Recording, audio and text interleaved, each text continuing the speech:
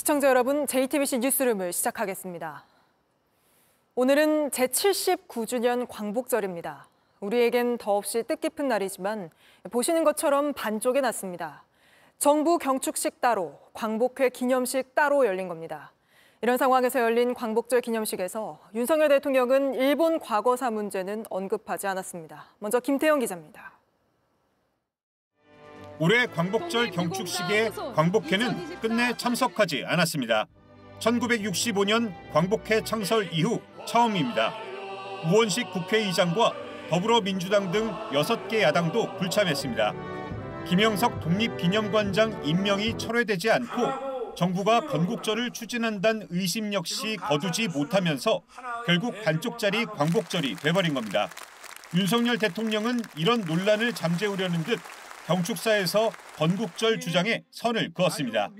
1919년 3.1 운동을 통해 국민이 주인이 되는 자유로운 나라를 만들겠다는 국민들의 일치된 열망을 확인했습니다.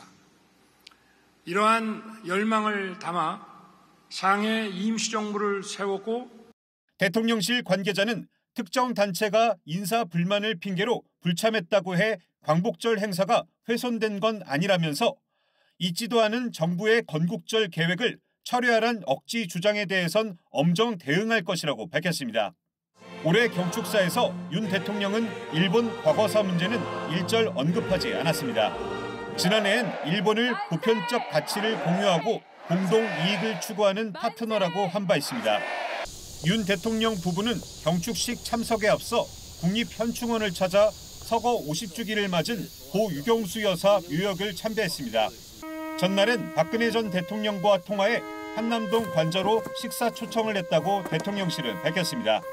JTBC 김태영입니다.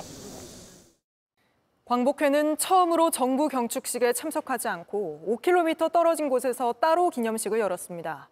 이종찬 광복회장은 피로 쓰인 역사를 혀로 덮을 수는 없다고 비판의 목소리를 높였습니다. 김재현 기자입니다. 세종문화회관에서 정부 광복절 경축식이 열리고 있던 시각, 약 5km 떨어진 백범김구 기념관에선 광복회 주관의 기념식이 진행됐습니다. 따로 기념식을 연 건 광복회 창립 59년 만에 처음입니다.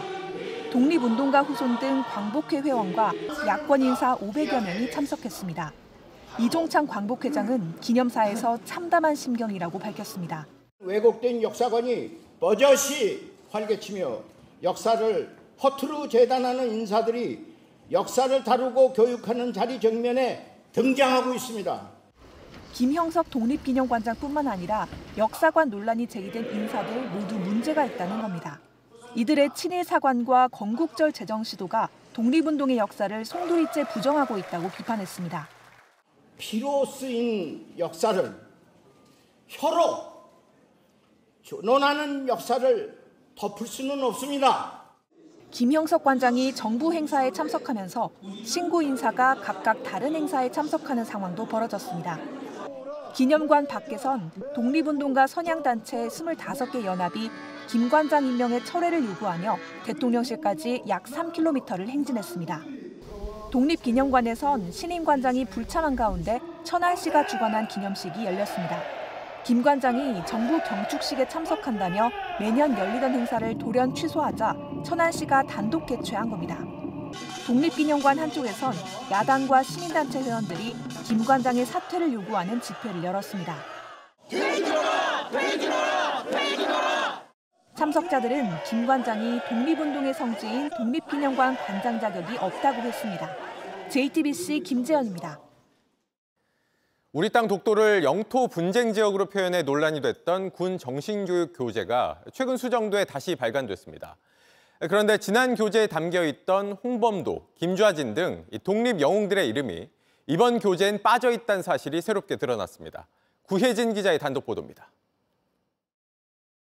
새로 개정된 군의 정신전력교육 기본교재입니다. 국군의 역사를 설명하며 독립군과 광복군을 언급합니다.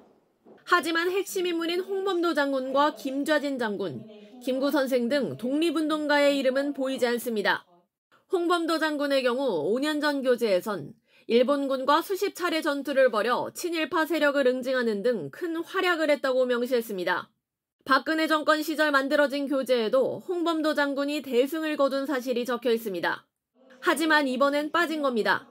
마찬가지로 5년 전 교재에선 광복군 창설에 김구 선생이 주요한 역할을 한 걸 언급하지만 이번 교재에선 비슷한 대목에서 김구 선생의 이름이 사라졌습니다. 국방부는 이름이 빠진 것은 사실이지만 봉오동 전투와 청산리 전투 등 광복군과 독립군이 대한민국 국군의 정신적 토대임을 명확하게 기록했다고 밝혔습니다. 하지만 앞서 불거진 국방부의 홍범도 장군 흉상이전 논란과 무관치 않다는 지적이 나옵니다. 임진왜란 때 한산대첩을 이야기하면서 이순신 장군을 이야기하지 않는 것과 똑같은 거라고 볼 수 있습니다. 이 이념의 잣대로 독립운동을 갈라치기 위해서 독립운동의 의미를 폄훼하고 훼손하려는 군 정신전력 교재는 독도를 영토 분쟁 지역으로 표현하고 우리나라 지도에서 독도를 빠뜨린 게 문제가 돼 전량 회수된 지 7개월 만에 수정본이 나왔습니다. 하지만 이번에는 독립운동가 이름 누락으로 또 다른 논란이 예상됩니다. JTBC 구혜진입니다. JTBC 뉴스를 시청해 주셔서 고맙습니다. 저희는 저녁 6시 50분 뉴스룸에서 뵙겠습니다.